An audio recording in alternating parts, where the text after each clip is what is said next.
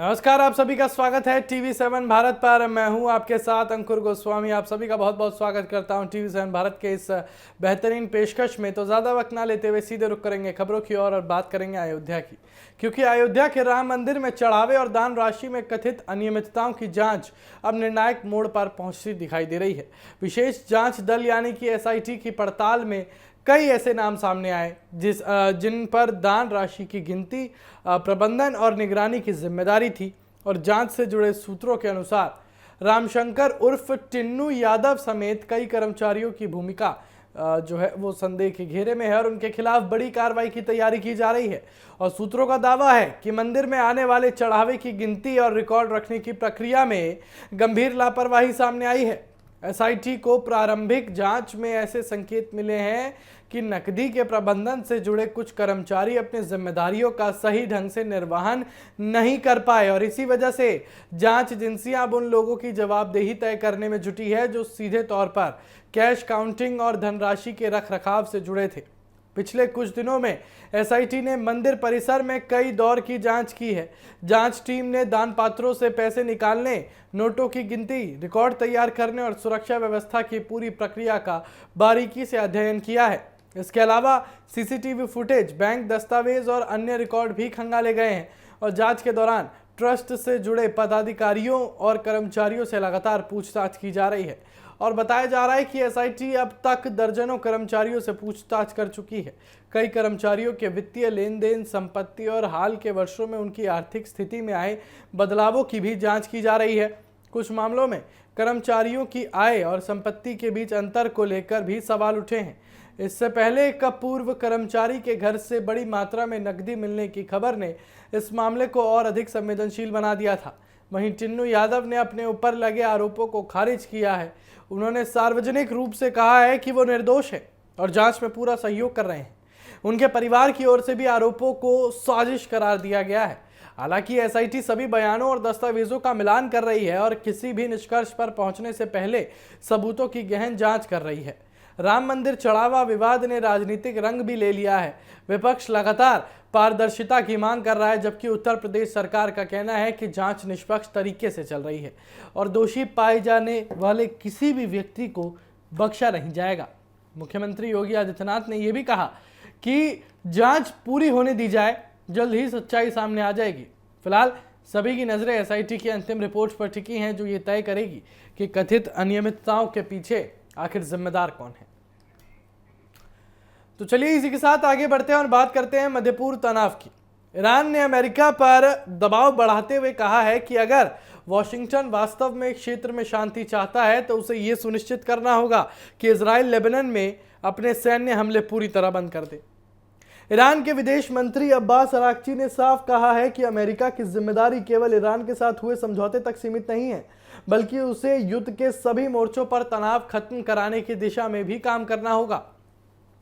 दरअसल हाल ही में अमेरिका और ईरान के बीच हुए समझौते के बाद उम्मीद जताई जा रही थी कि पश्चिम एशिया में लंबे समय से जारी तनाव कम होगा, लेकिन लेबनान में इजरायली सैन्य कार्रवाई और हिजबुल्लाह के साथ जारी टकराव ने शांति प्रक्रिया पर सवाल खड़े कर दिए हैं। ईरान का कहना है कि अगर लेबनान में हमले जारी रहे तो पूरे समझौते की विश्वसनीयता प्रभावित हो सकती है। ईरान के उप विदेश मंत्री ने भी संकेत दिया है कि तेहरान अमेरिका के साथ कूटनीतिक प्रक्रिया को आगे बढ़ाने के लिए तैयार है, लेकिन इसके लिए जरूरी है कि इजराइल समझौते की शर्तों का पालन करे।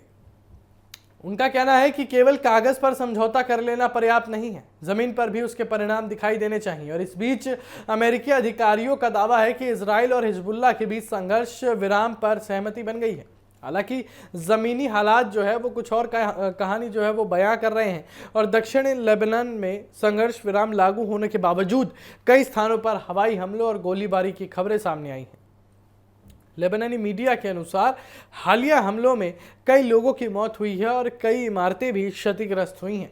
विश्लेषकों का मानना है कि लेबनान का मोर्चा अब अमेरिका ईरान समझौते की सबसे बड़ी परीक्षा बन गया है और अगर इजराइल और हिजबुल्लाह के बीच हिंसा जारी रहती है तो न केवल क्षेत्रीय स्थिरता प्रभावित होगी, बल्कि अमेरिका और ईरान के बीच आगे होने वाले वार्ताओं पर भी असर पड़ सकता है। पहले से प्रस्तावित कुछ कूटनीतिक बैठकों में देरी की खबरें सामने आ चुकी हैं। दूसरी ओर इजराइल का कहना है कि वो अपनी सुरक्षा से समझौता नहीं करेगा। और हिजबुल्लाह से मिलने वाले खतरों के खिलाफ कार्रवाई जारी रखेगा। और यही वजह है कि दोनों पक्षों के बीच अविश्वास अभी भी बना हुआ है। ऐसे में अमेरिका की भूमिका बेहद अहम मानी जा रही है, क्योंकि वही इस पूरे समझौते का प्रमुख मध्यस्थ रहा है। फिलहाल पश्चिम एशिया में शांति की उम्मीदें कायम हैं, लेकिन लेबनान में जारी तनाव ने स्पष्ट कर दिया है कि युद्ध विराम को एक तरीके से कहा जा सकता है स्थायी शांति में बदलना आसान नहीं होगा।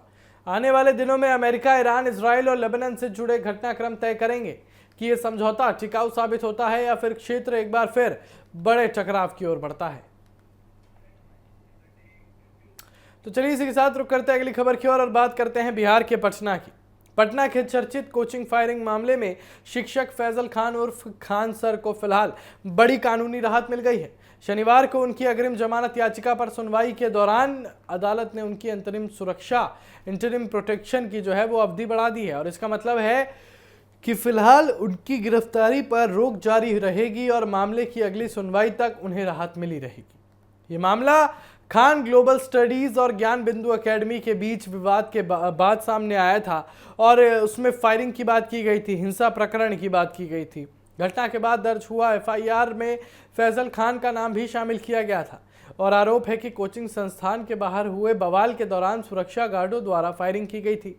पुलिस जांच के दौरान गिरफ्तार किए गए गार्डों के बयानों को आधार पर उनके आधार पर खान सर का नाम भी मामले से जोड़ा गया था, जिसके बाद उन्होंने अग्रिम जमानत के लिए अदालत का दरवाजा खटखटाया था। शनिवार की सुनवाई के दौरान जांच अधिकारी ने अदालत में केस डायरी पेश की थी और कोर्ट ने जांच की प्रगति और उपलब्ध दस्तावेजों का अवलोकन करने के बाद पहले से दी गई अंतरिम राहत को आगे बढ़ाने का फैसला किया। अदालत ने स्पष्ट किया कि अग्रिम जमानत याचिका पर विस्तृत सुनवाई अगली निर्धारित तारीख पर की जाएगी, तब तक पुलिस कोई कठोर कार्रवाई नहीं कर सकेगी। इससे पहले भी अदालत ने खान सर को अंतरिम राहत देते हुए उनकी गिरफ्तारी पर रोक लगाई थी और पुलिस को निर्देश दिया था कि अगली सुनवाई में पूरी केस डायरी और उनके आपराधिक इतिहास से जुड़ी जानकारियां पेश की जाएगी। अदालत सभी तथ्यों और सबूतों का अध्ययन करने के बाद ही अग्रिम जमानत पर अंतिम फैसला सुनाना चाहती है। मामले में एक और महत्वपूर्ण पहलू ये भी है कि खान सर के 2 सुरक्षा गार्ड प्रदीप कुमार और तालेबर सिंह भी कानूनी कार्रवाई का सामना कर रहे हैं। उनकी जमानत याचिकाओं पर भी अगली तारीख में सुनवाई होगी और पुलिस का दावा है कि घटना के दौरान फायरिंग हुई थी, जबकि बचाव पक्ष का कहना है कि गार्डों ने आत्मरक्षा और भीड़ को नियंत्रित करने के लिए हवाई फायरिंग की थी और किसी को चोट भी नहीं पहुंची। पार्टी ने पटना में जो हुआ है, ये जो शिक्षा जगत में इतनी बड़ी चुनौती देखने को मिली है, क्योंकि अब ये मुद्दा काफ़ी चर्चा का बन चुका है। इस मामले पर छात्रों, अभिभावकों और कोचिंग संस्थानों की भी नजर बनी हुई है। फिलहाल अदालत के ताज़ा आदेश से फैजल खान को राहत जरूर मिली है, लेकिन उनकी अग्रिम जमानत याचिका पर अंतिम फैसला अभी बाकी है। अब सबकी निगाहें अगली सुनवाई पर टिकी हैं, जहां यह तय होगा कि उन्हें स्थायी राहत मिलेगी या फिर कानूनी मुश्किलें और बढ़ेंगी। तो चलिए इसी के साथ रुक करते हैं अगली खबर की ओर और बात करते हैं गाजियाबाद की, क्योंकि गाजियाबाद में नीट यूजी री एग्जाम से ठीक एक दिन पहले एक 17 वर्षीय छात्रा की आत्महत्या की खबर ने सभी को झकझोर कर रख दिया है। छात्रा मेडिकल प्रवेश परीक्षा की तैयारी कर रही थी और 21 जून को होने वाली पुनः परीक्षा में शामिल होने वाली थी। पुलिस के अनुसार छात्रा ने अपने घर में फांसी लगाकर जान दे दी और घटना के बाद परिवार में मातम पसरा हुआ है और पूरे इलाके में शोक का माहौल है। बताया जा रहा है कि छात्रा पिछले कुछ समय से मानसिक दबाव में थी। प्रारंभिक जांच में सामने आया कि उसने आत्महत्या से पहले एक वीडियो भी रिकॉर्ड किया था। इस वीडियो से उसने अपनी भावनाएं व्यक्त की और अपने इस कदम के लिए किसी को जिम्मेदार नहीं ठहराया।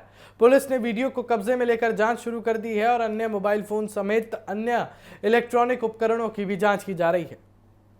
लेकिन परिजनों का कहना है कि छात्रा पढ़ाई में काफी मेहनती थी और डॉक्टर बनने का सपना देख रही थी। हालांकि परीक्षा को लेकर वो तनाव में रहती थी। नीट यूजी 2026 से जुड़े विवादों और री एग्जाम की प्रक्रिया ने कई छात्रों के मन में असमंजस और चिंता पैदा कर दी थी।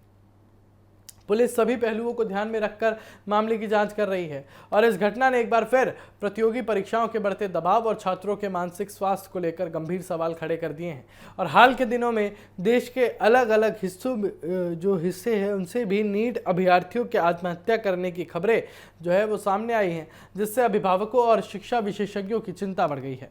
फिलहाल पुलिस ने शव को पोस्टमार्टम के लिए भेज दिया है और वीडियो की जांच के आधार पर आगे की कार्रवाई की जा रही है।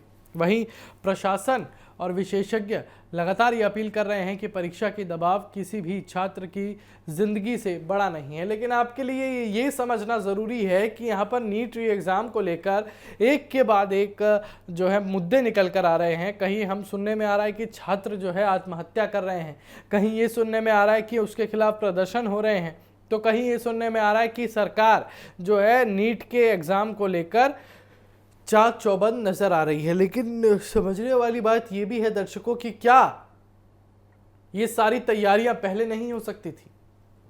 क्या ये जो पेपर लीक हुआ और अब जो तैनाती दिखाई पड़ रही है, क्या वो तैनाती पहले नहीं दिखाई जा सकती थी? पहले नहीं हो सकता था वो? पेपर लीक जो हुआ उसके बाद लाखों छात्रों का सपना टूटा था, क्योंकि कुछ छात्रों ने यह भी कहा सीधे तौर पर कि अभी हमें वही जो मानसिक तनाव था हमें वही दोबारा झेलना पड़ेगा। जो मुश्किलें हमने वहां पर झेली थी तैयारी करते हुए हमें दोबारा झेलनी पड़ेंगी। कुछ की आर्थिक तंगी है, कुछ मानसिक रूप से प्रताड़ित है, किसी को यह लग रहा है कि इस बार पास हो जाता लेकिन अगली बार नहीं हो पाऊंगा। ये सारी चीज़ें जो हैं अपने आप में चिंताजनक है और काफ़ी ज़्यादा जो है ये मन में सवाल खड़े करती हैं। लेकिन ये समझना होगा कि नीट री एग्ज़ाम को लेकर इस वक्त सरकार तैनात है और इन सारी गलतियों की भरपाई करने के लिए सरकार आगे बढ़ रही है। लेकिन ये खबरें तब भी अपने आप में काफ़ी ज़्यादा संवेदनशील हैं और चिंताजनक हैं।